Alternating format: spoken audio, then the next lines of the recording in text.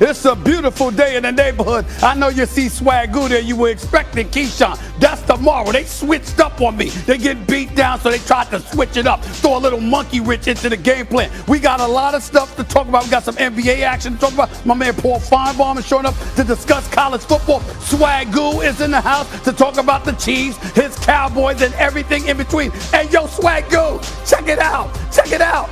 Molly Wood rolled up in a Harley, dog. She rolled up in a Harley. She had a motorcycle the whole bit. You should have seen her. You should have seen her. Don't hate.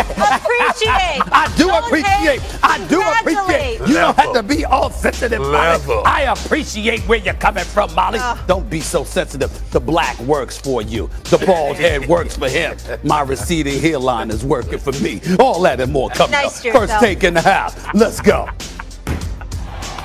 You got to bounce back in this league. You got to find a way to win games at the end of the day. You can't talk about it anymore. You got to go do. Mahomes waiting for something to open up. Touchdown, Tyreek Hill, and the Chiefs score first. Gore cuts it outside. Touchdown. Ball comes out. It's picked up by the Giants. It's one of those moments where you feel the momentum. Can the Giants take advantage? Touchdown. Nice to see you, Evan Ingram. Harrison Butker to give Kansas City the lead, and he does. We have great moments and we have bad moments. If we want to be who we want to be, we got to get better, execute better for a full game.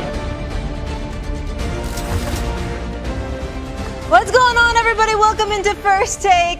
Hello, Marcus Spears. Molly, get him off. I'm dressing get for him the off season. What do y'all want? Why you let him start this morning like that? Because, you know what? I almost thought it was going to be a great day. I thought my New York Giants were almost going to get it done on the road without Saquon Barkley. Yeah. That didn't happen. No. We knew that wasn't. And listen, the ribbing's already begun. Hi, Steve. Hello, Molly. How are you? How you doing, Molly Wood? How you doing?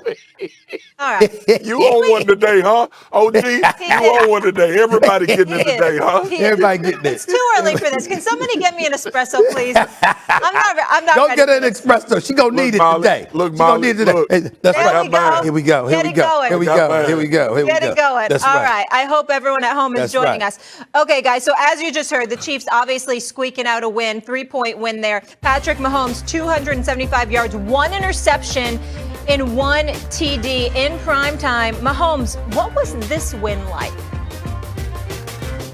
It's kind of like the microcosm of the whole entire year. I mean, we have great moments and we have bad moments. So, I mean, if we want to be who we want to be, we got to get better, execute better for a full game. Everything's not beautiful right now, but we're fighting through that. That happens in this game. Things aren't as smooth right now as maybe it was then, but we'll get it there. We just got to keep working. All right, so the Chiefs moved to 4-4. Keep in mind, guys, 3 of their 4 wins this season against the NFC East, or should I say NFC least, Marcus. Tell me this, did the Chiefs save their season last night? No, they didn't save their season because the way they're playing, they're not going to win many games like that. Obviously, the Giants are not a team that people fear, and the Giants can play Jekyll and Hyde. But when you look at this game, everything looks hard for the Kansas City Chiefs. That's all I kept thinking last night. Like the ease of travel that they had for the past 3 years is gone. And when you look at Patrick Mahomes and you look at these turnovers and you think about all of the things that's transpiring with them on the field football-wise, there is no way you could say that right here at 4-4 that they saved their season when they playing this bad. Listen, 2 things I was happy about. I was happy they started running the football a little bit more. That helped them last night. I was happy that they got the ball in Tyreek Hill's hands a lot in this game. But ultimately, that's what teams are taking away. They taking away Travis Kelce. They not allowing Tyreek Hill. Matter of fact, Tyreek Hill was targeted 18 times in this game. He had 12 catches for 94 total yards. Okay?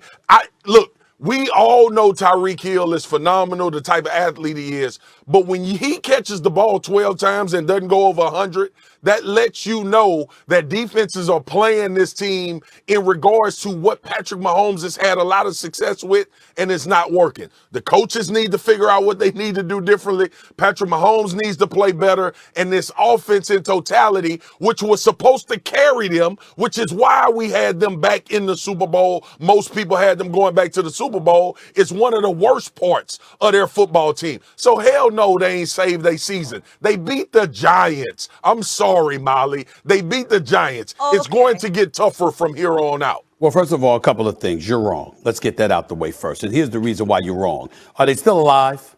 The answer is yes. They wouldn't have been alive if they lost last night's game. They wouldn't have been last night. If they lost last night's game and they fell to 3-5 with the next 3 weeks coming up against the Packers, I think the Cowboys are in the mix. I forgot what other. I got to look at their schedule. The point is, you got 3 big-time games coming up over the next 3 weeks that we all would have predicted they'd lose if they had lost to the New York Giants and fell to 3-5. So the fact that they ended up winning the game and they end up being a 500 team, there you go, the Packers, the Raiders, and the Cowboys, okay? And then the Raiders again after you play up against the Broncos. The reality is that the way they're looking, if you had lost to the New York Giants, there's a good possibility you could have legitimately lost 4 of your next 5 games on the schedule. So last night was absolutely unequivocally a must-win scenario for the Kansas City Chiefs. Couple of things we want to point out here. Wait, can I get in here with some breaking news really quickly? Breaking news? Yeah. Oh, okay, go ahead. Diana Rossini is reporting that the Steelers have dealt Melvin Ingram to the Kansas City Chiefs. A little impact to bolster that defense, linebacker. You want to pick up here, or you want to let Marcus go? Look. If the Pittsburgh Steelers are giving up on the linebacker in the middle of the season, Stop it. I don't know what the situation What does that say to you? Listen, I know Melvin Ingram can play, Yeah. but it's 8 games into the season. You giving up a linebacker now. What's the reason for that, Spears? And say one, they got a young guy, Alex Highsmith, that they confident I like in Alex Highsmith Pittsburgh. a lot. Yeah, he balling a lot. Melvin was supposed to be a save, like a guy that could save you depending on what you had after Bud Dupree. This is exactly what he's going to be for the Kansas City Chiefs. I don't mind this move at all. They cannot rush the passer right now. They cannot do it. So if you're bringing in a guy that you think can do that, take some pressure off Chris Jones and Frank Clark, do it. I like the move. I feel you on that. I'm going to defer to you, me personally, again. The fact of the matter is, if you was going to be that impactful, you would have been there, okay? That's how I'm viewing it, all right? Middle of the season, not beginning of the season, not training camp, nothing like that. Middle of the season, they say, yo, man, you could go. You could go. I mean, that's a message there. That's just me. That's just me, Marcus. Having said all of that, I will say this to you, because I'm glad this goes in the direction where I'm going back to with Kansas City, Molly. Daniel Sorensen. Oh, how can I be nice? Let me try.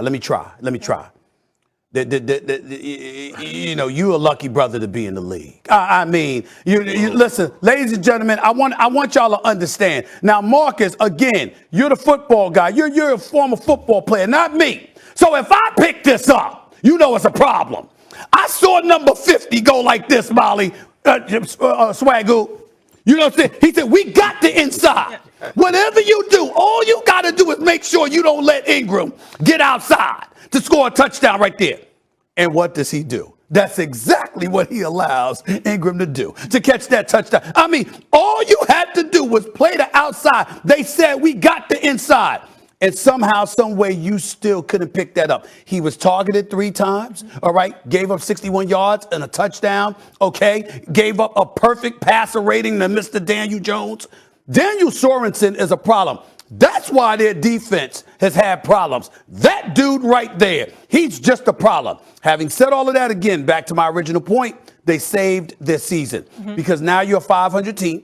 Even if you go 2-2 over the next 4 games, you'll still be a 500 team and you'll still have a chance. You would not have had that chance if you had lost last night. Listen, I understand what you're saying about beating the Giants. Stephen A., they could lose these next 3 games. Literally. The Kansas City Chiefs could lose the next 3 games that they have on their schedule. So I'm not going to sit here and say they saved their season yet, beating the Giants. You save your season if you get past the Cowboys or the Raiders who's in your division, or you beat the Packers. Because then I can start to believe that you're a team that has some upward trajectory. Had they lost, they wouldn't have beat any one of these 3 teams yesterday if it wouldn't have been the Giants. So if they lose the next 3 and they sit here at 4-7, we back to where we were before they played the Giants. But they ain't there yet, damn it. If they had lost last night, they would have been there, but they ain't there yet. That's all I'm saying. Okay. That's All right. He knows. Swagoo knows. Melvin Ingram, you are on one. See that Melvin face? Ingram is a Kansas City Chief. All right, let's get to other trades. The NFL trade deadline is today at 4 p.m. Eastern, and we've already had a blockbuster one. Von Miller will not suit up as a Denver Bronco for the first time in his 11-year NFL career. Von Miller's emotions still raw as Denver agreed to trade him to the Los Angeles Rams. Take a listen. It's hard to, really put the emotions into words. This is all I know. This is all I, ever knew playing pro sports. Here with the Denver Broncos, I've been here through the ups and the downs, and it's always tough whenever you leave though. But I love all my fans. I love Broncos country. When I said Broncos for life, I meant that, and it'll always be on my heart. What do you think about going to the Rams? Great team. Been a huge fan of Aaron Donald for a long time. They got a great defense. Jalen Ramsey, Leonard Floyd, all of these guys. So I'm excited. I've always been a team guy. I've always been a great teammate, and I'm going to continue to do the same thing. All right, the Rams have the second best odds to win the NFC. So Von Miller, now a Ram, we could see clearly how much the city of Denver and playing for the Broncos meant to him right there. He's a baller, that's for sure. Stephen A., are the Rams now the team to beat in the NFC? Swagoo. I'm going to have to say no at this particular moment in time. Oh, Southern Steve is here? I'm going to have to say that the Dallas Cowboys are the team to beat right now. I'm going to have to say that. I mean, again, you know what, we can get into specifics another day. But on this particular day, at this particular moment in time, you understand, week 7, week 8 of the NFL season 2021, the Dallas Cowboys are the team to beat. When you roll up into Minnesota with a backup quarterback, and with a backup quarterback, you go and you win that game. When your defense rolls into Minneapolis, Minnesota, and they say, yo, we got to get this done because we don't have Dak, and they pull it off, I got to give love. I got to give love to Micah Parsons and his 11 tackles. I got to give love to Randy Gregory and the way that he's been balling. I got to give love to Trayvon Diggs, even though he gave up a pass to Thielen, but I won't hold that against him.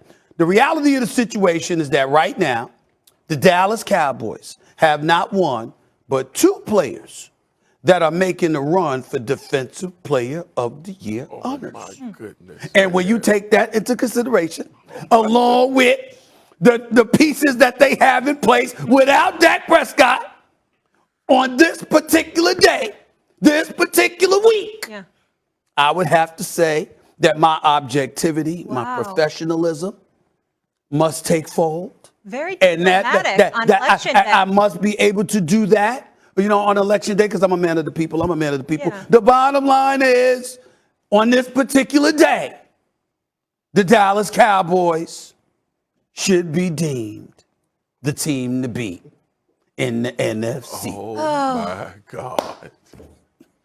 Oh my God. I don't have to do TV the rest of the week. I don't need to do anything on this network the rest of the week. I've heard, listen, hey, I feel like Dr. King right now, Stephen A., when he say he's seen the mountaintop, man.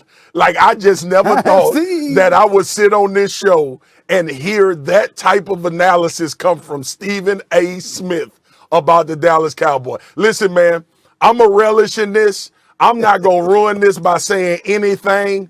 I'm a relish in the fact that right now he's acknowledged that the Dallas Cowboys are the better team in the NFC right now. I'm going to just leave it there, Molly. That's fine. No, it's cool. Because Jeff Saturday just walked in. Oh, my God. He wants to join on this. It's a good old time here. I just walked in on Stephen A. preaching. And Swagoo's over there. He's feeling it. The Holy Ghost is on him. Oh, everybody. Hey, can I get an amen? You know what I mean? Like, it was just, like you could feel it in the room. Right. And then I just got to thinking, did Tom Brady retire? Yeah. Did Oh, Tom Jeff, Brady no. retire? No, Last Jeff. time I checked, we still got to do to the NFC. It takes two hands to a whole. And the situation is fluid. It's today for the man of the people. Today is the day. That's right. Oh, whoa, recency bias, all the things that go in there that are applied. Tom Brady ain't retired, folks. Don't ever buy into that. He played bad against New Orleans. I see it. I feel it. I'm with it. We can't just jump off the Bucs train right now. This early. Cowboys, Dak didn't even play last week. We got Cooper Rush who plays. They beat the Vikings, and we're all saying, listen, I love the Cowboys. Mm-hmm. Oh, man, you got sway. I think it's swagoo in your ear. Not at all. This entire Not at all. season. I think it's just worn you down. Not at all. You know, it's like This the is unbelievable. Wait, you go out on a limb and your timing's not even right. Let me interject. Poor timing. Timing's everything in life. With all due respect, you know what? I didn't know we were going to get into this right now. You understand what I'm saying? Well, you went there. I'll talk to the producers later. You asked the question, I'm answering the question. Okay? The point that I'm trying to make to you is this. It is election day. You see how I'm holding up my hand? It is election day. Yeah. And so when you think about being a man of the people, when you think about being a man of the people, and you have to have some level of objectivity. You understand? Fluidity comes into the equation. And just because I tell you that they're the team to beat, you understand right now in the NFC, you don't know what my A-list is going to look like. Oh, no. That's coming up. can't wait So for that. let's be Sometimes very clear. talking out of both sides of your mouth on election hey, listen, day you know also. that's That right. happens That's too. true. See, Whatever it this takes to get those what votes. Jeff Whatever it takes to Saturday get just those did. votes. That's what it is. And say, this is what Jeff Saturday just did. This is what you just did, Jeff Saturday. Let me hear. The man is up there giving a good sermon, and you one of them members of church sitting in the back talking about, oh, he ain't right. He ain't right, girl. He's messing with the people that go to church. He just want to steal our money. He's selling books. He's selling tape. You one of them members of the congregation. Jeff Saturday, let the man preach and tell the truth, music and ain't don't come right. in here talking about Well, Tom let me say this Brady. to you. Let me say this to you. Being a man of the people, Oh, God. there's certain facts that need to be spewed. Okay. Here's one of them. Tom Brady didn't look that great Sunday against those New Orleans Saints. Number two, the Tampa Bay Buccaneers and Tom Brady lost to the New Orleans Saints again, who did not have Drew Brees. Right. And by the way, didn't really have Jameis Winston because God bless him. I hope he gets better soon. But the torn Yeah. ACL and the Wishing MCL, him really, a really speedy sad that recovery. happens.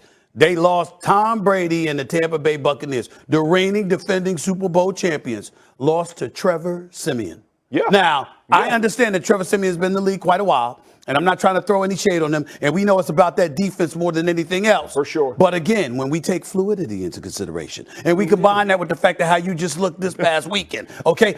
I'm not saying that you're wrong with your argument when all is said and done, Jeff Saturday, Right. but this ain't the day to bloviate about the Tampa Bay Buccaneers. See, that's the boy. difference between. I'm staying strong. I'm staying Yeah, strong. you ain't got to. Because here's what happened last year. How many times did the Saints beat the Bucs? Twice. Two. And they lost to the playoffs. When it mattered. Okay. Okay. All right. So here's the thing. But we ain't making no playoff predictions right now. This We're is talking not about letting you do where it. you are at this Not particular letting you moment. do it, Jeff You Saturday. saying, what's that? We ain't letting you do it. Oh, We ain't I'm letting you do doing it. it. Hey, I Stephen already did A. it. I got already the did it. towel my mama used to have in church. Go on, boy. It's That's how she used to conviction. tell the pastor. It's Go on, conviction. boy. Jeff, Go on, preach. Jeff, Preach, I stand in pastor. agreement. I stand We in staying agreement. strong. We I staying stand strong. in agreement. Stand here in with Jeff agreement, Saturday. Molly. Yes, Stand standing in in agreement. agreement. And you know when two are in agreement, Marcus, you already know what it is. Jeff Saturday, you can put your one finger up and get I out thought of she was here. riding a Harley. I didn't know you was standing today, Molly. I didn't know she you was in standing. agreement. I thought you was riding a Harley. Hold up, That's just me. hold up. That's just Christians me. It's ride called Harleys. Ride or Die. You Right. can learn about it. Yes. Okay, mister, it's Holly. fluid. Right. Let's go. Well, the Giants died. I'm sure you know that. So it's good that you I'm said it. pretty proud of what the Apropos. Giants did last I'm night. sure you are. Okay, Von sure you Miller's are. former team, the Broncos, traveled to Dallas Sunday, and that's where we go now. Dak Prescott appears to be tracking to return Sunday against the Denver Broncos after sitting out Sunday night 20-16. That win over the Minnesota Vikings we just talked about to rest his ailing calf. Coach Mike McCarthy said he anticipates Prescott participating in Wednesday's practice, and if everything goes normal, he would be a full go on Thursday. I'll start with the former Cowboy. Marcus, should Dak play this weekend? Absolutely. 100%. If he can go, listen, I know, like, we just came off the segment having a good time. They went into Minnesota and won with Cooper Rush. Don't get it twisted. This is the NFL. We just saw the Jets beat Cincinnati after we had them the best damn team in the AFC after what they did to the Baltimore Ravens. Here's the bottom line. If Dak goes out this week, practices, and you see no way that he's going to be set back from this injury, you put him in. Because now the Dallas Cowboys are entering the conversation. We're halfway through the season. This is about first-round buys. This is about continuing to get better as the season goes along. We know what the playoffs are about. It's about the team that's hot. It's about the team that's hitting on all cylinders. You need 4 to do that. Yes, it was a great team win, a phenomenal job against Minnesota. But if Dak is healthy enough to play, you play him because he gives you the best chance to win every single week. I don't want this to be a conversation, Molly, because this how complacency set in, and then everybody start believing the hype and reading press clippings. Play the man if he's healthy. Hold it. I had to get it out. Don't tell them. Don't tell them. Let them blow in. Let them get a bit confident. It's okay. That's all right. Let them do that. Don't tell, Marcus. I mean, suck it up, bro. You believe in your Cowboys, right? Suck it up. Here's the deal. That is an asinine take right now by the part of Mr. Swagoo himself. And I'm going to tell you why. Clearly, if you sat him out the last game, he ain't going to be 100% this week. So we all know that. That's number one. Additional a week of rest certainly doesn't hurt. That's number one. Number two, look at what I just pointed out. You got a pass rush. You got a secondary. You understand? You got a defense overall that's been significantly upgraded. Sure. Leadership from Mr. Quinn himself as your defensive coordinator, fresh off of being fired midseason in Atlanta last year. And then on top of it all, on the offensive side of the ball, you've got not one running back, but 2. You got not just 2 receivers, but plenty, a bunch of them. You got Cooper, okay? You got CeeDee Lamb. Yep. I like this kid Schultz at the tight end spot. Wilson as another receiver. Everywhere you turn, there's weapons all over the place. And you going against the Broncos, who just traded Von Miller, who, by the way, has been struggling over the last several weeks. And, by the way, it's a home game. You ain't in a mile-high city with the altitude and all of that stuff. What are you saying? I'm saying Cooper? you could rest. You could rest Dak Prescott. You could play Cooper Rush another week. I can't even take you seriously. Jeff Saturday, hit him with it. You can't take him seriously with this, Marcus. Hit him with it. Hit him with it, Jeff. Personal agenda. Jeff Saturday, you hit him with it. Waiting to happen. Personal agenda. You trying to sink the Cowboys for that right there. Yeah, You trying exactly. to sink them. You trying to sabotage? Sabotage. So hey, he's getting in there. You know what I mean? He's working his way in. Like everybody believe the Clippers. We didn't even talk about the offense. I'm surprised you didn't talk about the offensive line. I was getting there. You went to all the other guys first. I was getting there. That's how we're treated mostly. We don't. But you know what? But here's the thing about the Cowboys. The Cowboys ain't playing for the division. They're playing for that bye. Right. That's a big time. That's a big time decision. So for your Dak Prescott, the 2 key letters, if he has no setbacks this week, you got to play him. And here's the deal. Consistency from the Cowboys builds starting this week, right? He had a little bye week, then he had a little rest time, all those things. But now you got to get back in the game because to Swagoo's point, we build in consistency, right? That consistent play week after week, showing who you are, showing who this team is. That's what plays in the playoffs. I would like to say the Vikings or the Broncos. Don't sleep because all of a sudden they catch one and it puts them out of that bye. They'll be going, Stephen A. got it. Sabotage us in one. Well, let me say this to you, Jeff Saturday. That's a very astute point on your part, but I respectfully disagree. Here's why.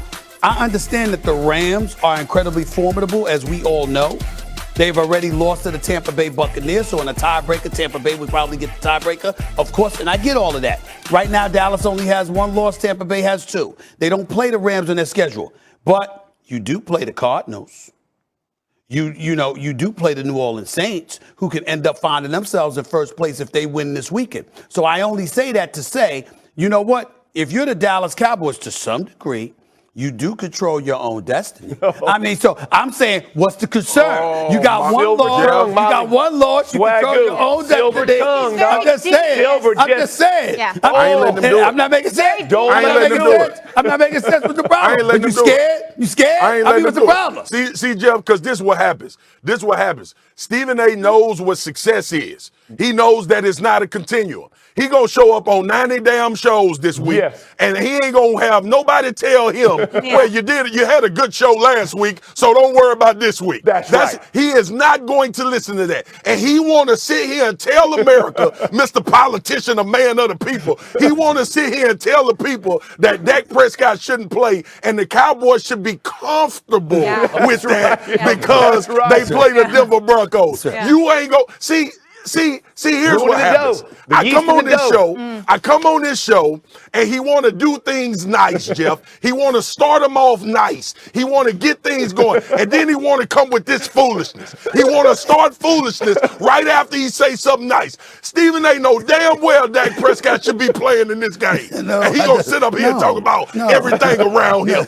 No, it is everything around him. And you're going up against the Denver Broncos, an additional week's rest, going up against the Broncos at home in Big D. I really don't see the problem. I really don't see the problem. What you say? Are you scared? Are y'all scared? I mean, what the problem is? I think you just need to rest him. That's all. Get him 100%. Do you want Dak Prescott ready now, or do you want him ready later? Do you want him ready later? Which one is it? Which one is it? Both. That's what I'm saying. Both and. Okay. All right. Both Let him go out there and Yes. get hurt against the Denver Broncos. Remember last year, he got hurt against the Giants. It wasn't against some contender. He got hurt against the Giants. You see what I'm saying? So be careful about what you wish for. I see that double shot you tried to do right there. Exactly. Listen, you all know what happens when you cut the grass, the snake You're a show. horrible person, bro. So that's what You're it a is. horrible She got that person. from me. She got that from You're a me. horrible I person said when that. it comes to As we approach the trade deadline at 4 p.m. Eastern today, we've heard one big name floated out there quite a bit in terms of trade rumors, and that's Odell Beckham Jr. He's already been dealt once by the New York Football Giants, and now might the Cleveland Browns follow suit. Him and Baker Mayfield have yet to get on the same page, and OBJ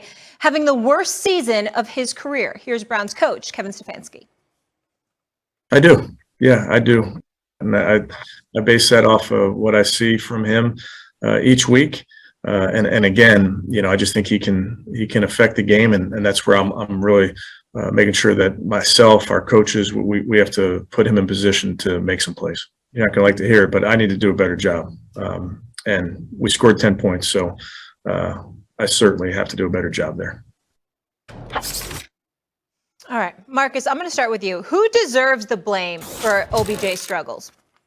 It's Kevin Stefanski, the guy that you just saw, because you got to figure out ways to get him involved in the game. And I like that he acknowledged the fact that he had to do a better job. But the bottom line is, and we talked about this earlier today with Jeff, OBJ just doesn't fit what they want to do from an offensive standpoint. I'm a firm believer in that. Yeah, it's easy to say he's still talented and we should be able to get him the ball, but obviously that's not a priority. It's not like this is the first situation where we talking about OBJ not only being targeted, the number of targets that he received, but the number of the production that he has the ability to give to the Cleveland Browns as well. This is a run-oriented football team.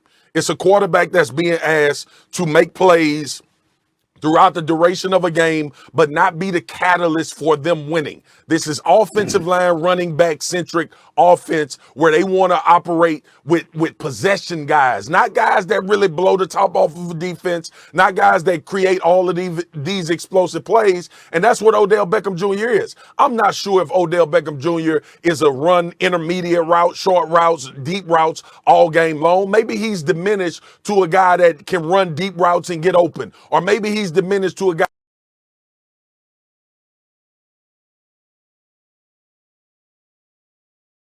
that you got to get the ball in his hands immediately and then allow him to make plays. I don't know. What I do know is this. He was targeted one time.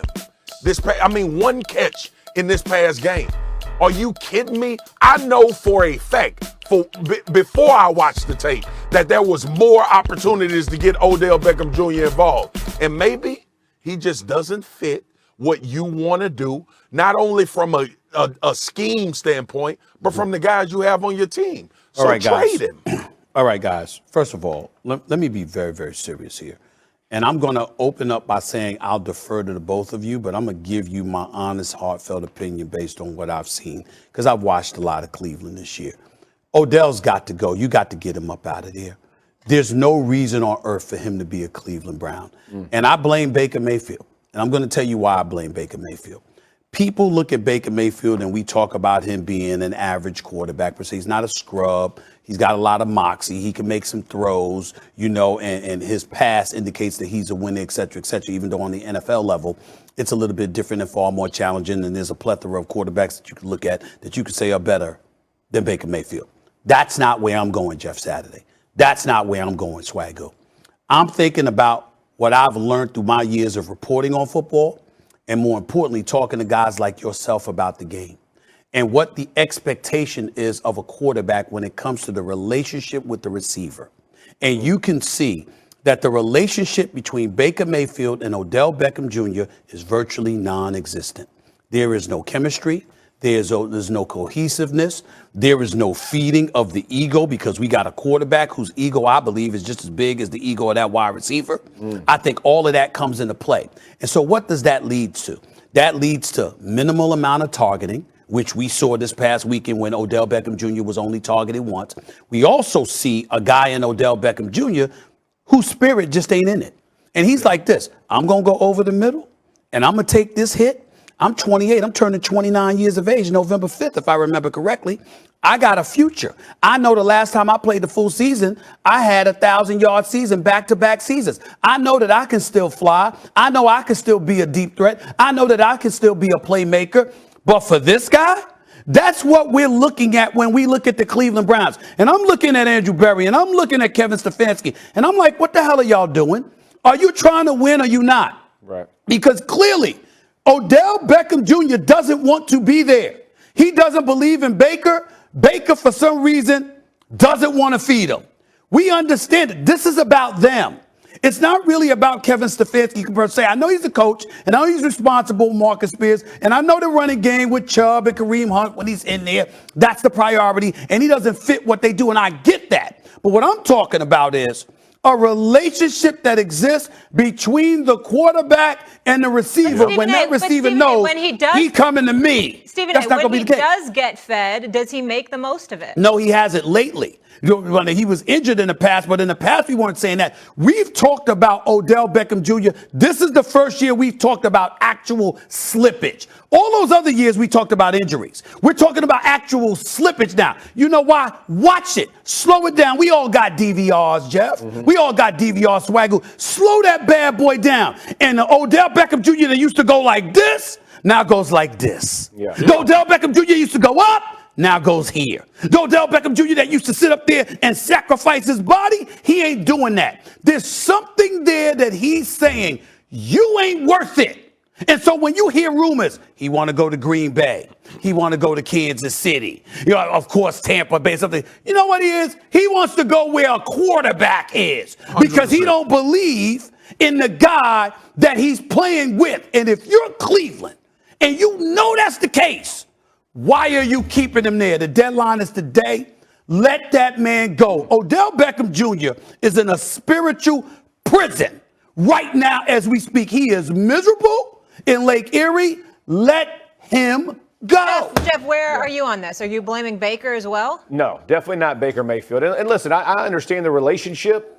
Y'all, this is professional football. I ain't got to like you to play good with you, right? There's a lot of dudes in the locker room don't like each other. Ain't got to have good relationships. I blame Stefanski and I blame OBJ himself. I blame both of those two guys. And I'll tell you why. When you set up on Mondays and you have offensive install, every receiver and every playmaker on your football team, you set aside 4 plays, 5 plays of games. How do we get him open? How can we get OBJ the ball? We can motion him. We can put him in different sets. We can formation him where we know he's going to get a favorable matchup against a defensive back or against a defensive call that we know that we can exploit the defense. They don't do it. To Stephen A's point, at one target, and then I'll go to OBJ's side. When he has had the opportunity to make plays, he has not made them. And to Stephen A's point, it may be because he's in a dark place with the football team but you are auditioning for the ones you want to go play for. And you, as a professional, you got to show up and go play. The route over the middle this weekend was disappointing for me. And like Stephen A said, it's a little half-hearted, right? They get bailed out because of roughing the passer. But this play, you got to go up with 2 hands and make that play. Look, we've made all defensive players basically, they're basically watching the game when somebody makes it. You can't hit him. Like, go up with two hands and go make that play. He decides not to. On some of the other stuff early on, those highlights when it was showing to be he's getting pushed out of bounds by the defensive back.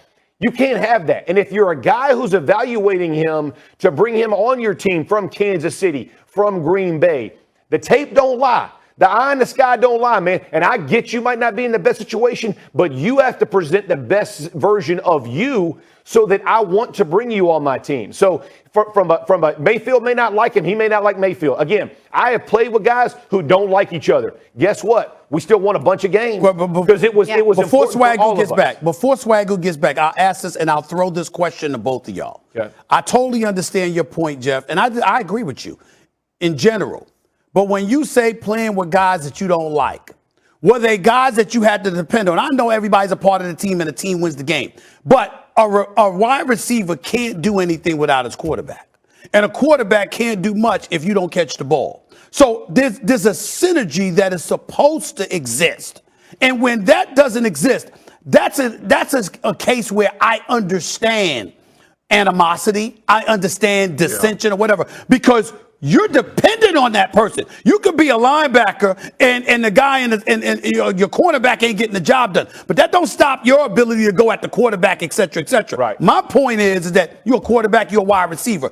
There has to be synergy. And when there is none there, I think that's the one ideal case in football where dissension and fragmentation and those kind of things are things that I clearly understand. Y'all response to that? Yeah, I'm with you, Stephen A. on the psyche of it, and also like I'm with Jeff too. I understand, like as a player, man, you individually are being evaluated as well. Yeah. Like so OBJ has to absolutely hold up his end of the bargain. Where I will go, and what I like that you said, Stephen A., is that rapport, man. Yeah. Because we all human now. Like we could talk about football in the context, but when you done run 20 routes and you done got one ball, you gonna be out of it a little bit, right? Like if you, to your point, Jeff, you and Peyton had y'all epic spat on the sideline. Oh, sure. Because at some point, hand the damn ball off. We roll grading these dudes. Hand it off and stop throwing. So it happens in the NFL. And to speak on it when it comes to Baker Mayfield and OBJ, which I'm 100% agreeing with you, Stephen A., there is no synergy.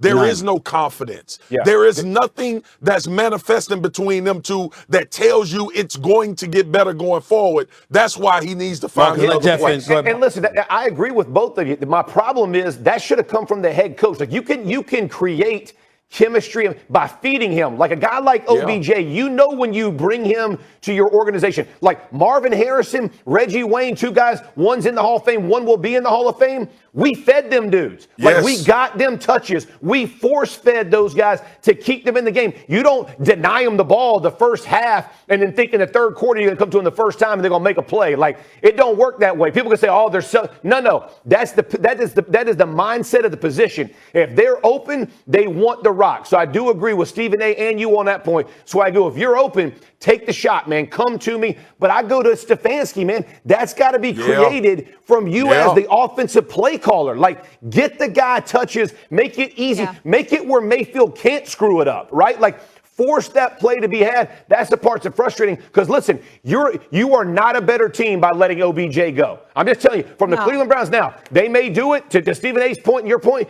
It may be the best thing for OBJ, but from the Browns' perspective, they're better with OBJ than without. I think they're better off without him now because I think he's so demoralized. His presence in that locker room. You know what? Listen, he hasn't had a touchdown in over a year. He does not. He does Plus, not he's missed 2 full seasons essentially due to does injury not want in to be terms there. of games. He's already been traded once. He does not want to be there. He does not want to be there. That is disheartening. We got to leave it there. Still to come on first. Just a few hours away from College Football Playoffs Committee releasing their first rankings. That means I'm very pleased to welcome in my brother, the one and only Paul Feinbaum. What's going on, big time? How are you, sir? How's everything?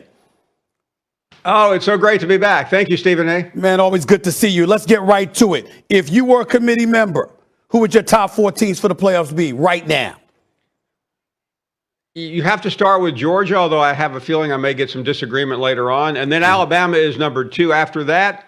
Probably Michigan State. They have a huge win over Michigan. And fourth is really tricky, but at least for now, Stephen A., I'll go with Cincinnati, but I'm not sure they're going up the rest of the way. That's how I would do it. Why wouldn't Cincinnati be at number 3? Just educate our audience about that. Well, here's the problem with Cincinnati. They play in the American, which is, quite frankly, an inferior league to most of the Power Fives. They have 2 Power 5 wins right now. Indiana on the road doesn't mean a thing right now. But they do have a win at South Bend, which is significant because Notre Dame, even though they have been shaky, continues to win. So that helps Cincinnati's resume, where Michigan State, to me, that win against Michigan was very significant. Michigan was a top 10 team, so I would give a slight edge to Michigan State. The real interesting part of this, Stephen A., is what's ahead.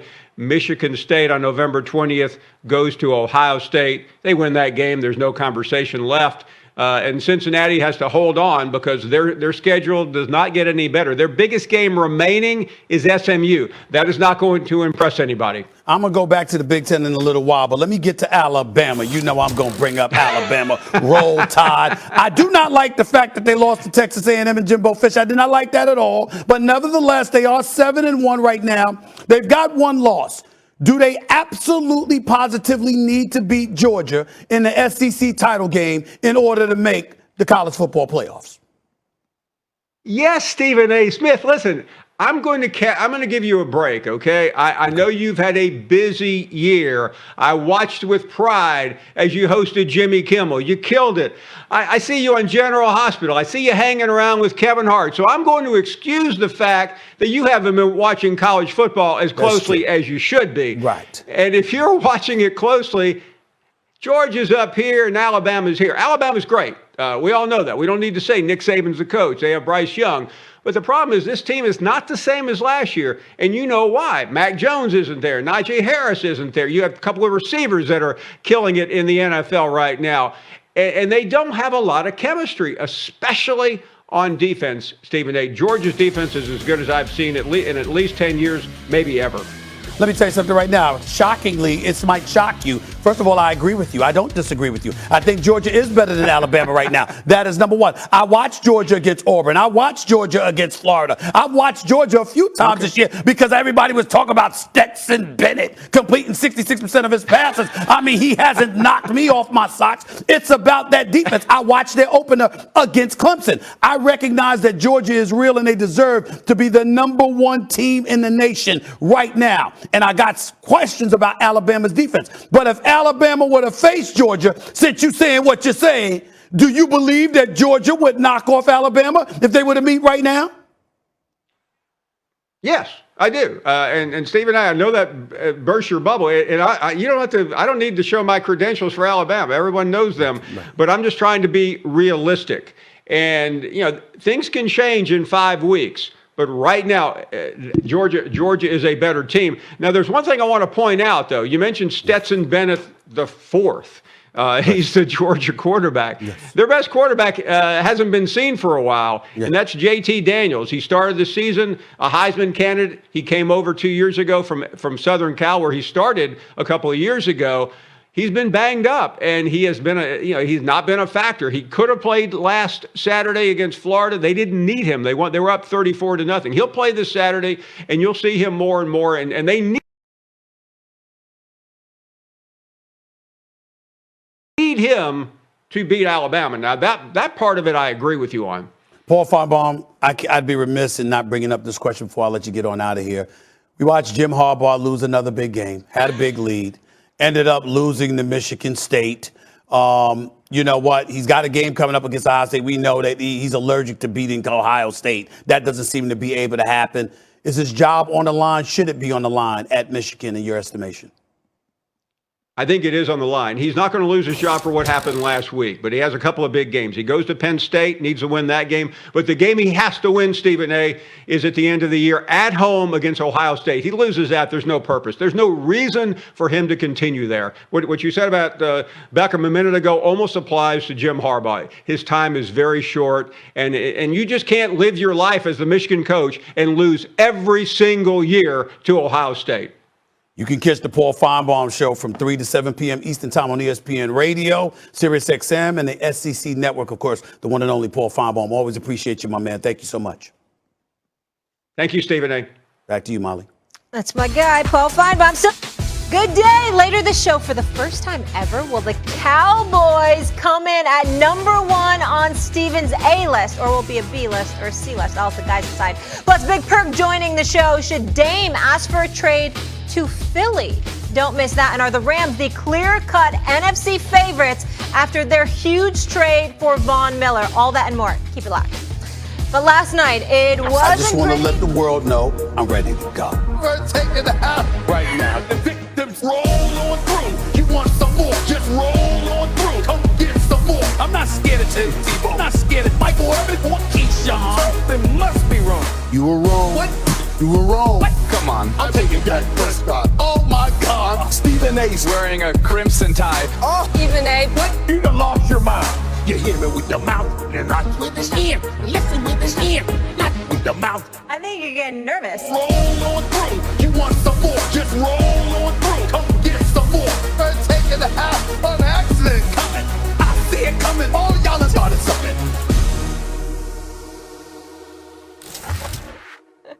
Yeah, like I said, it's a nice video. I just think that it's erroneous. I mean, you know, to sit up there, first of all, I got you, Miss Harley, talking about I'm nervous, which is ridiculous. Sometimes you sweat a little. Sometimes you start to get a little nervous, start sweating a little. Well, I'm not sweating a little, Molly. First of all, Swagoo, Mina, this is the lie that Molly's telling. I'm in Cali, Mina. right? I'm in Cali, and she gets me this beautiful, she treated me for my birthday. She gets me this beautiful facial. A hydrofacial. Okay, a hydrofacial, something like that. And my face has been shining ever since. Oh, my It's been God. glowing. I'm sorry. That's the J-Lo Hey, y'all remember? beautiful mind Hold on, right Molly. here. Hold on, Molly. You remember Dave Chappelle with Rick James? The glowing is orange. I see this orange. Give it to me, baby. You know what I'm saying? That's what it was. You know what I'm saying? I mean, that's all it is. Blouses. That's all it is, Molly. That's all it is. Glowing. That's what I'm saying. I'm Just glowing. shining. I'm sorry. glowing. I'm not trying to dim your light. I'm glowing. Don't dim my light. You can't dim my light. sorry. You a part of my light. You can't dim it. You right here with me. Let's go. Mina, thank goodness you're What here. did I walk into? Yeah, exactly. I don't know. What do I walk into every day? All right, can we talk about Monday Night Football? Because it was almost going to be a great day for me, but then the Giants disappointed me. So it wasn't pretty, but a win's a win. The Chiefs squeaking it out against New York. Mahomes had 1 TD, 1 interception last night. He has 10 picks on the year, the most in the NFL. Guys, no secret, Mahomes took the league by storm in his first couple seasons, but it's been a very different story this season. Stephen A., I'll start with you.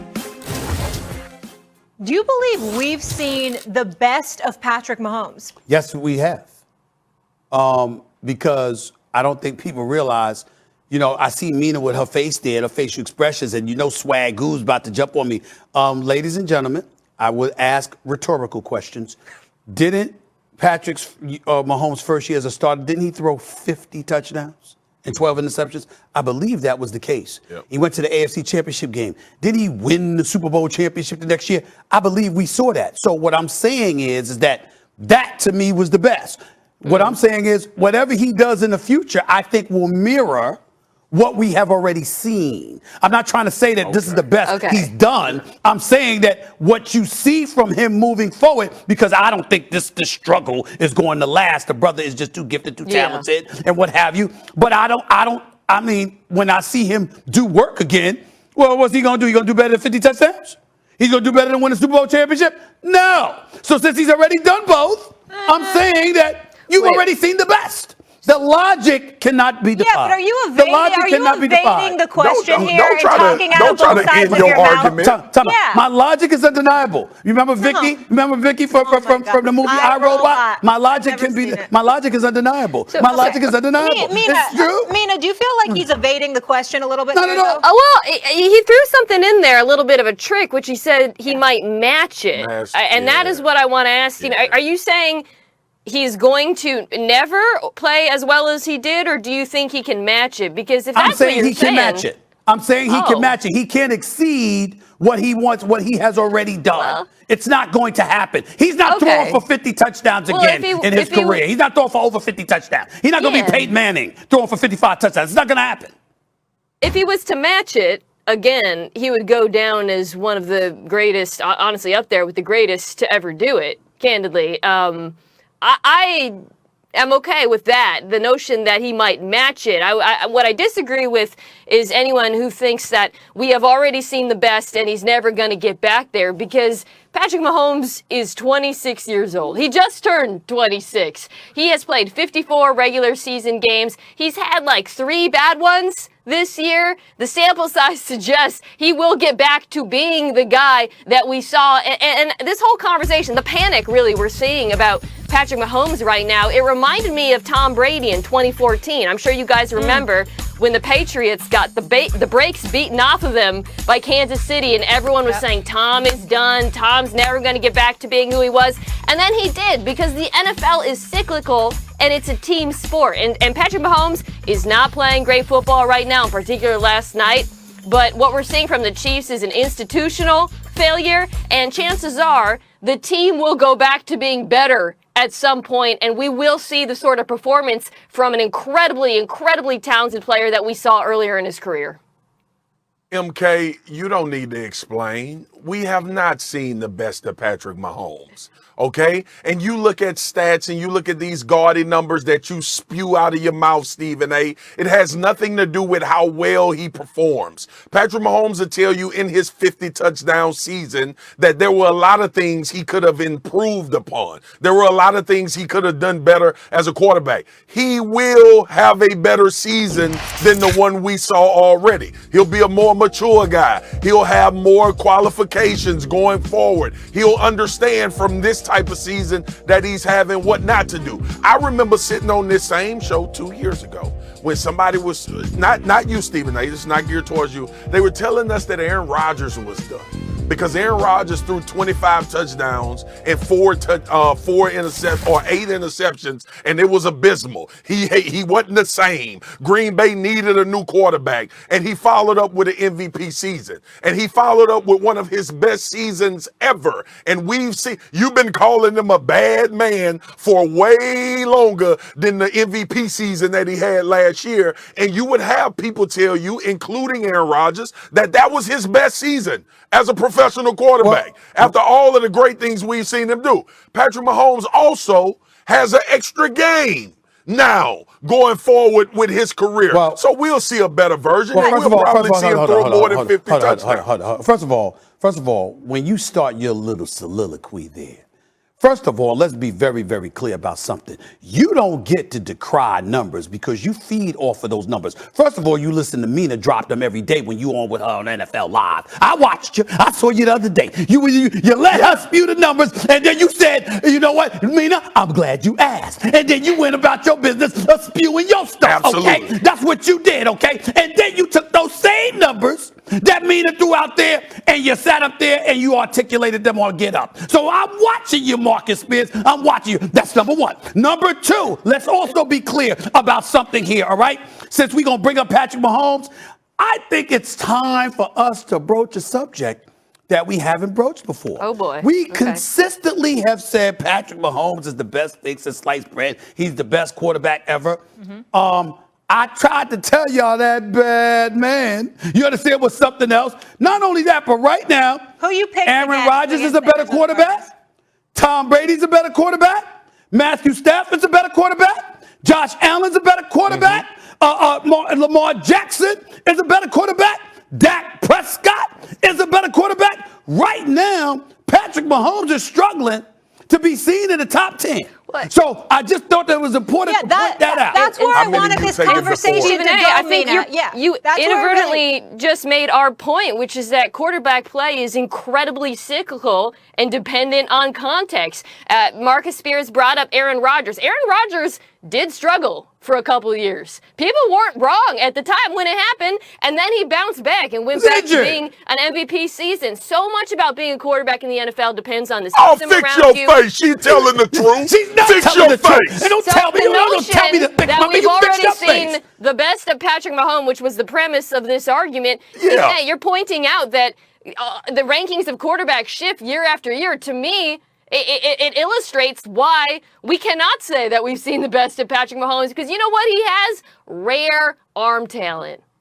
That doesn't change. You know what? The things around him are going to change. The defense is going to be better. Instead They're going to get a number 2 wide receiver at some point, but that arm is not going to change. Instead of calling you by your name, Mina, I'm going to call you Vicky. Your logic is undeniable. I get where you're coming from, Mina. But here's the deal, okay? The fact of the matter is, I could make a legitimate argument that indeed, last year wasn't Aaron Rodgers' best year, even though it was an MVP season. I've seen years when he's looked just as sublime, just as spectacular, as far as I'm concerned. I've seen it. I've seen it in his career. So I don't view it that way personally. That's not me. And when you talk about cyclical, yes, that means you could still be all world. But we're talking about the best season. Have we already seen the best of Patrick Mahomes? I have to ask the question, do I see him being better than what I saw from him the first 2 years in the National Football League as a starting quarterback? I could make a legitimate argument. I'll be hard-pressed to see that. I see him next time he get into a Super Bowl having a better performance. We forget Next that time Patrick having a better Mahomes, Super Bowl game, yes. We forget that he struggled in that game did. for a large I did it. majority.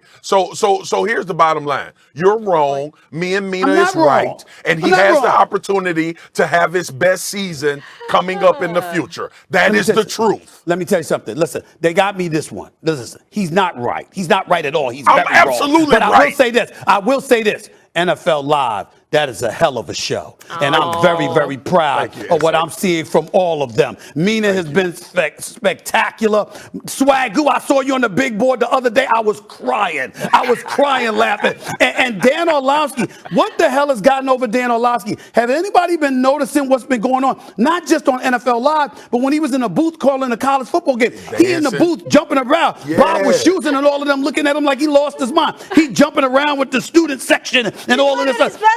Dan is like that. Listen, Dan is a good weird. That's the best way to put it. Dan is a good weird. That is a backhanded compliment if I never heard one. He's got a wonderful family, wonderful wife, and children. But he's a good weird. He's weird, but it's in a good way. Goodness. But very weird. Okay, and shout very out to my weird. He's girl, very Laura different. Rutledge. He's very Hosts the different. show. Hold on, wait a minute. Let me stop the presses. I apologize. How dare me talk about y'all and not talk about one of the queens, Laura Rutledge. I love me some Laura. I love me some Laura. Watch yourself, Molly. I love you too, Miss Harley. But watch it. Let's go. Oh my goodness. Let's go. Good weird. All right. Still to come on First Take. Everybody wants to be on Dame time. The 6-time All-Star Damian Lillard made headlines this summer when it was reported that he wasn't happy with the Blazers and wanted the team to make changes. That started the trade speculation, but Lillard said that he didn't request a trade and wanted to stay in Portland. Cut to last night in Philly, where Ben Simmons has still not played, and Dame heard those cheers. Take a listen.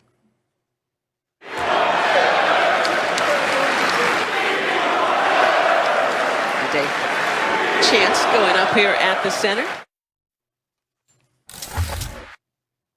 Kendrick Perkins joining us now. Big Perk, always good to see you. And gentlemen, they did make a change at the coaching position, obviously bringing in Chauncey Billups. The Blazers are not off to the best start at 3-4. Dame said after the game he's 10 toes in Rip City. But Stephen A., should he want to dip a toe in the city of brotherly love? You know, me personally, I would tell you the Knicks, personally, because number one, let me be very, very clear. Let me be very, very clear. I would tell you the Knicks, number one, because I happen to know that if Damian Lillard were to ever depart from Portland, that's where his number one choice would be. Not Brooklyn, but the city, where KD should be. Where KD and Harden should be, okay? Not Brooklyn, New York, okay? New York City, all right? And that's exactly what Damian Lillard would want to do if he were not in Portland. But he's committed to Portland. He's committed to giving Chauncey Billups a chance to show what he's made of as a coach. And even though they're struggling early, it's primarily because Damian Lillard is struggling early. I wouldn't sniff at Philly. because I think he'd be the perfect complement to what Doc Rivers wants to do. I think he'd be a perfect complement to Joel Embiid, and he's got the heart and guts or whatever. Ignore these struggles. Damian Lillard is shooting less than 35% from the field. He's shooting around 23% from three-point range. Ladies and gentlemen, this man has been in the league entirely too long. He's a marksman extraordinaire. He's a closer. He is a superstar in this game. He's just going through some bad shooting woes at this particular moment in time. I assure you, it will not last. And if I were to sit up there and tell you, again, when we think about the culture that's being built in New York City, KP, when we think about the culture, okay, it's about the culture, all right? When you think about that, right, listen to what Damian Lillard said last night, post-game, when he was addressing the media about his struggles. He said, listen, man, this builds character. He said, it's about rising from these. He said, I look at this as a challenge. You embrace this and all of that other stuff. Philadelphia, he basically said exactly what Philadelphia wanted to hear from Ben Simmons, but never did. That's why Damian Lillard is their type of guy. But he would still be better in New York because the Mecca, the culture, the city, the whole nine. Okay, it's always back to him. It's more suitable for Damian Lillard. Kendrick. You know what? I knew Stephen A was going to jump on that side of things. And Molly, I just got a question. Why every time the New Yorkers say New York, they say Newark? You know, they get over-exaggerated like he's doing right now. You want me to say it like you would say it? Look, you want me to say it like you would say it? New York. Is that better? Is that better? Stephen A, look, Dame is at the point of his career, right, where he wants to do what? He wants to win the championship. What can he win the championship at right now if he was to get traded or, say, force his way out of Portland? It would be Philly. You know why? And I'm not knocking the culture of the New York Knicks. All I'm telling you is that Dame Lillard and Joel Embiid is a match made in heaven. And then you have to think about what Philadelphia would have to give up to actually get Dame. They would have to give up probably Ben Simmons, who's not playing anyway. And then they have other assets would actually be able to help Portland, and Philly will be able to keep a lot of pieces so that they still could contend for a title. If he get traded to New York, then you have to give up a big piece like a Julius Randle and some others. And now you're not actually competing for a title, but you're just actually competing to stay in the playoff hunt. That's why I would encourage Dame to go to Philly and not New York to the Knicks. The man ain't even answer the question. He just went straight to New York. The man didn't even answer the question about the 76ers. Yes, he should want to go to Philly. And I'm in line with Perk when it comes to this is about win now. Like Dame has been a part of a building and a rebuilding and trying to figure out what the Portland Trailblazers were going to do. Obviously, he spoke highly for Chauncey to get the job and felt like something would manifest there. But if he's talking about winning a championship, the 76ers are ripe, especially for what he does and the numbers he will put up continually throughout the course of a season. I look at this situation for Dame like you look at the situation when KD left and went to Golden State. The time is now, bro. Like, so if you identifying teams and you thinking about where you should go, if you happen to not truly be 10 toes down in Rip City, you need to go somewhere where you add a championship and not add a part of a rebuild or something that somebody is trying to do. I want to move on to the Celtics. Other than that, I want to say I wouldn't rule out him winning in New York. I just want to throw that out. But we got to move on to the Celtics. We got to move on to the Celtics, Molly. I wouldn't rule it out. Go ahead. I can't take you anywhere. Go ahead, Molly. I try to teach you. Sounds like there's some trouble brewing in Beantown. The Celtics off to their worst start at home in franchise history after a loss to the Chicago Bulls last night. They're 2-5 overall, last place in the Atlantic Division. And now these comments from Marcus Smart. I would just like to play basketball.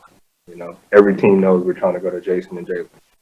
And every team is programmed and studied to stop Jason and Jalen.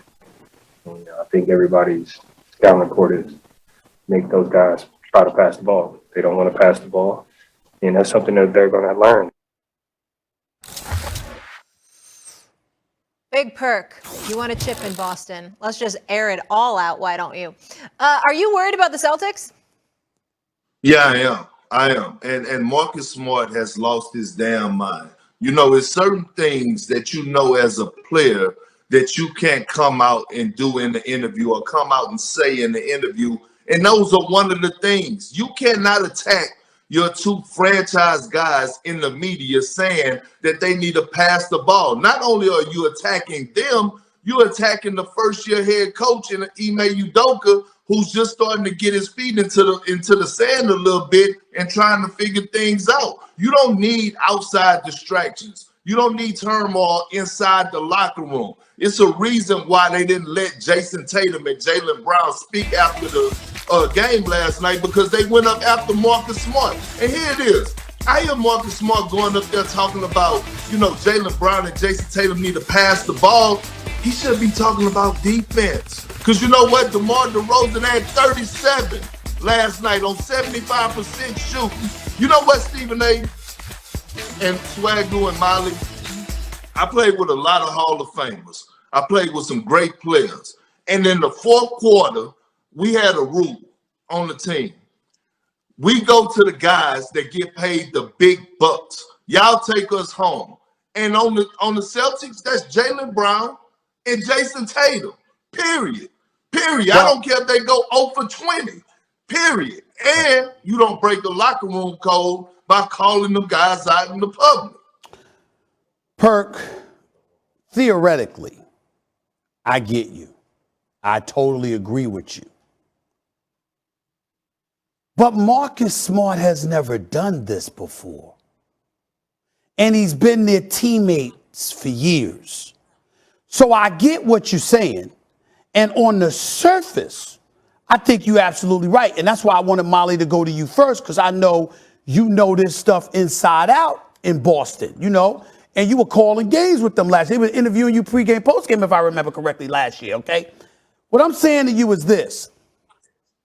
What he said about Jaylen and Jason, two guys I love, and they should be shooting the damn ball. And I'm looking at things numbers-wise, and I don't see anything egregious. Jason Tatum is averaging, what is it, about 24 shots a game. Jaylen's at 20, okay? And then you got a couple of cats, that's averaging 11 and 12 and shooting Horford and guys like that. But what I'm saying to you is this. I've heard people throughout the years have complaints about those two. I don't, you don't, but we've heard things internally and we wondered whether or not Brad Stevens was going to handle it. Does it not strike you, or should it not strike us as a little bit odd that Marcus Smart, who's been their teammate for years, would suddenly do something he's never really done? And that's come out and called them out like that. That's the only thing that has my antennas up. That's not something he does. So why would he do it now? That, to me, is the big question. Go ahead, Swagoo. Well, here's what I'll say, because I'm in line with you. I got to disagree with my brother Perk on this one, S.A. And me and Perk actually on our podcast talked yesterday about Udonis Haslem. When he say something, it's a different vibe.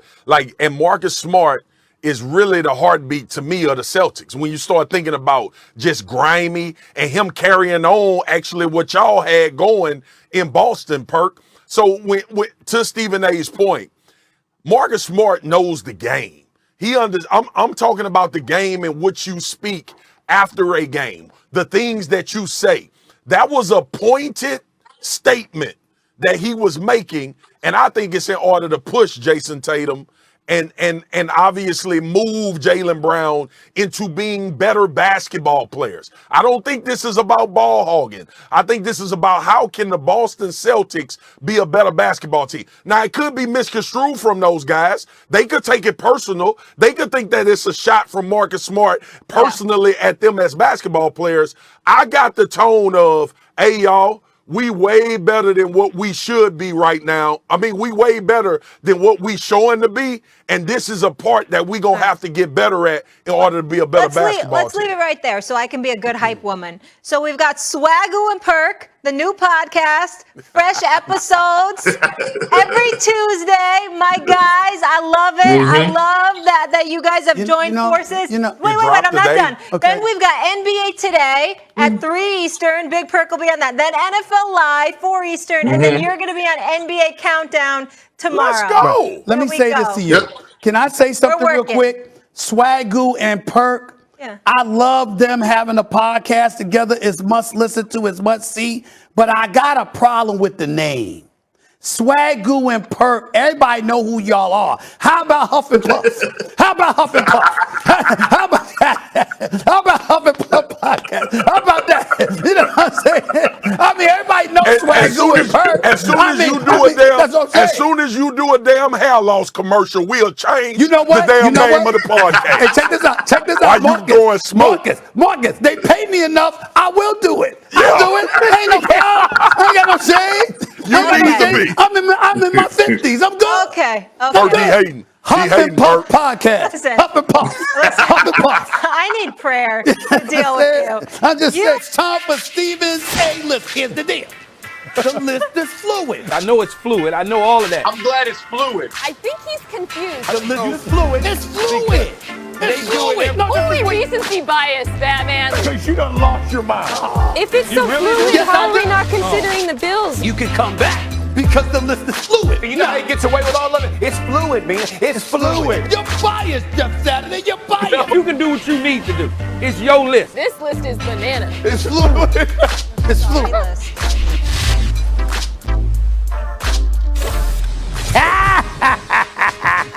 Y'all know what time it is. Steven's A-list. Oh, excuse me. Top 5 teams in the NFL. All right. Are we ready for it? Are we ready for it? Let's go to number 5 on the list. Give it to me. The Cardinals. Why? They were number 1 for the last several weeks, but damn it, when you lose to a team that doesn't have not 1, not 2, but 3 of his top receivers out, okay? And Devontae Adams, and Lazard, and Marquez Valdez-Scantling, and you lose to them, all right? You got to fall. It might not be out of the top 5, but you damn sure got to fall. The Cardinals should have handled their business on their home turf. They didn't do it. They should be happy. I kept them in the top 5, all right? Let's go to number 4 on the list. Give it to me. Bam! The Packers. Why? It's very simple. He's a bad man. I just had Jeff Saturday off camera talking about he might be an MVP candidate. You think he's a bad man? He's Aaron Rodgers. Somehow, some way, no matter the level of adversity, this man finds a way to keep you relevant and in the thick of things. The Green Bay Packers. Excuse me, boy, you don't deserve him. You really, really don't deserve it. Let's go to number 3 on the list, please. It's the Los Angeles Rams. Why? Excuse me, they're 7-1. Okay? They lost to the Cardinals a few weeks ago. But do you see Matthew Stafford, a legitimate MVP candidate? We see Woods, we see Kupp, we see this defense. Now they picked up Von Miller. Lord have mercy. Things are thick up in La, okay? Southern California, LA, SoFi, home of the Super Bowl. Excuse me, the Rams are doing their thing. And Lord, life is different from Jared Goff to Matthew Stafford. They're a top 3 team in the National Football League. They're not top 2, though. That would be this team. It's the Buffalo Bills. Why? Excuse me. One can make the argument, as Jeff tried to make last year, that they're the best team in the AFC right now. We've seen Baltimore struggling. We've seen Cincinnati come back down to earth. We've seen the Raiders, they're on a 2-game winning streak, but the schedule ain't been that thick. We see that the Tennessee Titans, they're on a roll, but they lost Derrick Henry, okay? I'm looking at them right now, and I say let's not ignore the Buffalo Bills, okay? They're rolling. They're handling their business. And number 1 on the list, number 1, the Dallas Cowboys. The Dallas Cowboys are the number 1 team in the National Football League at this particular moment in time. I had to take Tampa Bay out because you can't lose to a New Orleans Saints team with a 3rd-string quarterback, because that's basically what Trevor Siemian is, okay? You can't do that and be in my top 5. That's why I took Tampa Bay out. Plus, they got 2 losses on the season. But the Dallas Cowboys, led by a backup quarterback with Ezekiel Elliott splitting defenders and making key plays, with 2 guys on the defensive unit that are candidates for Defensive Player of the Year's honors. The bottom line is this week, although it's fluid, this week, the Dallas Cowboys have to be the number 1 team in the NFL. That is Steven's A-list. holla at your boy. Let me just tell the whole world what just happened. What Stephen A. did is he went after my fellow teammate, Marcus Spears, a.k.a. Swagoo, to get him on his side. He put the Cowboys at 1. You saw Swagoo's taking pictures. He's maximum fan right now. Like, you can't do that to Swagoo. He can't even be subjective and objective right now. I mean, he can't be objective. He's already smoke screened him. He hit the fluidity on him. Absolutely. Listen, last week we didn't even have an AFC team on the board. Yeah. He totally thought we only played one conference in the NFL. Finally, he comes back against the Bills. The Cardinals got beat with me and you playing receiver. And we got them at 5. The Saints just beat the world champions. They're giving about 18 points a game. They got 2 losses in the season. Hey, and with a third-string quarterback. They just beat the Super Bowl champions. And they got beat with me and you They took it for granted. They took it for granted. No. They took it for granted. And J.J. Watt's gone, which is going to hurt their defense. Swagoo. Don't let the Cowboys be the smokescreen, all right? Don't let the Cowboys bring it real. Don't let the Cowboys be the. He's confused. I can see it already. Just What do you got, Swagoo? Just Saturday. No, hold on. How about the Bills at 2? Yeah, come on. The Titans just beat them, and then they beat Miami. You already brought that up, Bob. It was just like a throwaway. No, it's not a throwaway. He forgot we had the AFC. He threw that one in a second ago. Excuse me. Why 2? I'm looking at the Rams. I let the Rams climb. I let the Packers climb. I had the Cardinals falling. The Cowboys were number 2 last week. I put them in number 1. I decided to include an AFC team because I look at the Bills and I say, compared to these other teams, they're right in the thick of it. I'm good with that. Look at Mark. Marcus. I can't see nothing else after 1, y'all. I can't even. Jeff got me. I can't focus on nothing else. Okay? I've never heard of the other 4 teams on the damn board. Do they even play football? Like, this is.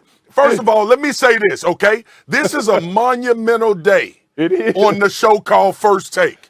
It's a monumental day on Stephen A. list. And I'm not going to mess it up about arguing about the riffraff from 2 to 5. I'm going to squarely focus on the fact that he has the Dallas Cowboys number 1. Jeff, I know what he's doing to me, Jeff. I know he's setting me up for failure, but I'm a relish in this opportunity right now. Yes, big fish on the line. Fresh dinner. I'm telling you, dude, because I don't even want to get into it. Here's what I will say, though, for the sake of doing my job, okay? When I look at this list, Stephen A., I really don't have many issues with it. Many issues at all. The one I have an issue with, obviously, is going to be the Rams and Bills. Right now, I'm taking the Rams over the Buffalo Bills. But you can make an argument for both. You can make an argument that both teams could be legitimately in that vying for that number 1 spot. I would flip the Rams because of what I've seen from them since their loss. Let me say this to both of y'all. Why I got the Rams and the Bills. Other than the fact that it's fluid. It's fluid. Okay, other than that, here's the deal.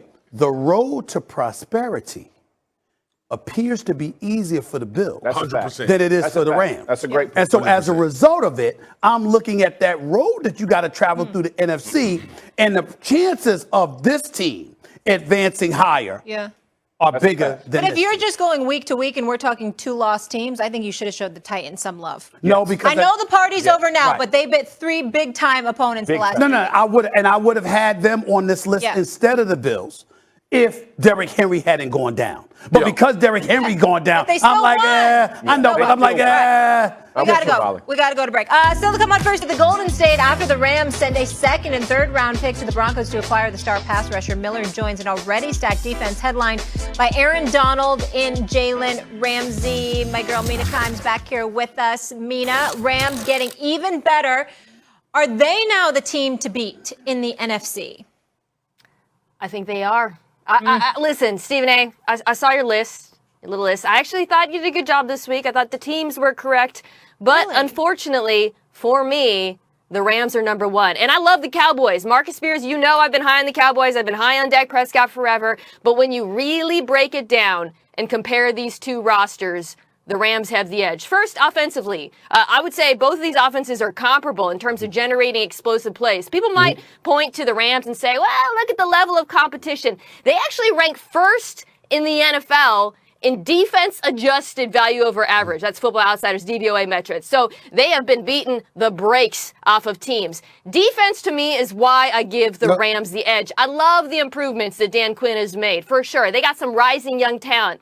But in adding Von Miller to this defense, the Rams now have 3 future Hall of Famers between Aaron Donald, Jalen Ramsey, and Von Miller.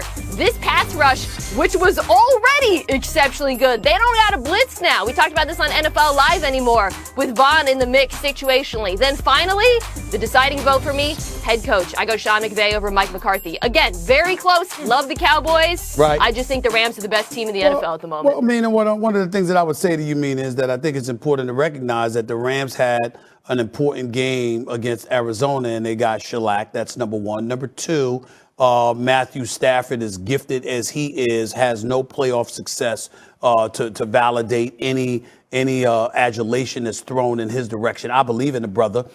They got a top 5 offense, yards allowed, points scored, passing attack, etc.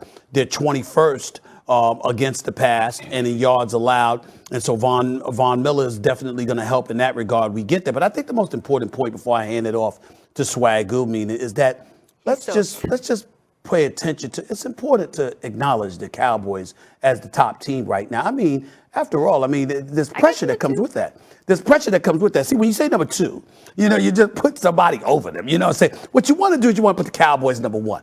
You want them to be in the prosperous position that their fan base swears they belong in. Just give it to them. Just give it to them right there. That's all I'm saying. Okay, buddy? Let it live today. That's it. Stephen A. Let it live today. That's right. Okay? I got NFL Live at 4:00 p.m. Eastern with Mina, and we're going to have to talk about this because she's wrong.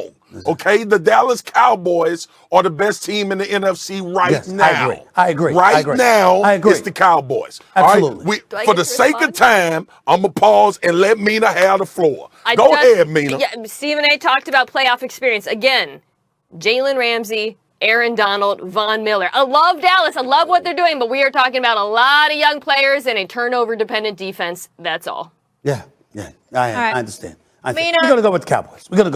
Thank you for entertaining and educating us. We'll see you on NFL Live. I'll be watching. Couldn't let me live today. All right, still to come on First Take. We He talked was about this. arguably at the top of the MVP race, but he's now likely out for the year. How can the Titans still save their season? That is next on First Take.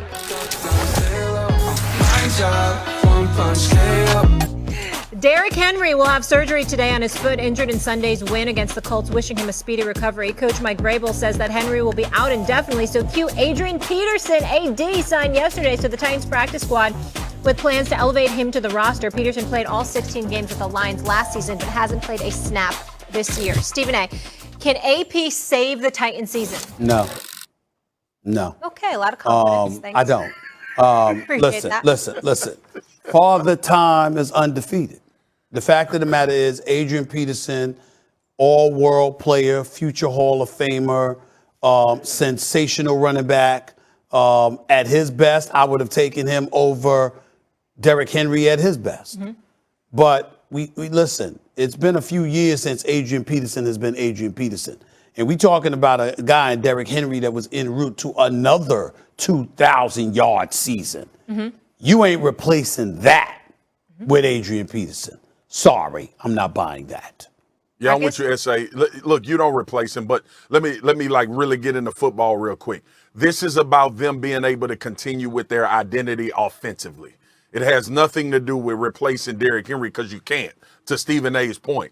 But if you're going to be the Tennessee Titans and try to have the success, you have to have the ability to run the football. You have to create this offense for Ryan Tannehill, which he's been thriving in since he showed up to Tennessee. So that is what this is about. It's about running back depth. It's about Mike Vrabel, the head coach for the Titans, not wanting to change what they do in totality. So you bring in AP, a guy that understands the league, more importantly, understands this scheme that they run from a running back position, and now you can afford yourself to do the things you've been doing that quite frankly got you to win some games. Because Stephen A., to that point, look, Derrick Henry didn't have the greatest game against the Indianapolis Colts. His mere presence alone is what allowed them to be able to win that game. That's what this signing is about. It's just super unfortunate that Derrick Henry is dealing with this injury and having to sit out the rest of this season, because we legitimately would have had somebody other than a quarterback in the MVP conversation, I believe. Yeah, and the team was getting hot at the right time. That's why you should have showed them some love on your A-list. You think but so? instead, who's number one? It's the Cowboys. Yeah. Cowboys are the number one team in the NFL right now. You know what I'm saying? I just think that the world should know, you know what I'm saying? So I just think that hey Marcus, you saw what Molly came in with? So what Molly came in with, you know what I'm saying? This is what Molly came in with. You know? Say she wore that. She was Molly. Did you ride a Harley for real? Molly Q. Molly, she not talking. Molly, did you ride a motorcycle to work today? I can't. You know what I'm saying? I'm just saying. Goodness. It was nice. First of all, my father's an insurance agent. I would never get on a motorcycle. Oh my goodness. And say she a rough rider now. She's a rough rider now. She's a rough rider. She got a chain with RR on it. New York City Mafia than I was Harley. You are now. But, you are now. okay. You are now. She is now. You Swagoo. are something You can't special. ain't that bad after all. I thought it was going to be a cowboy.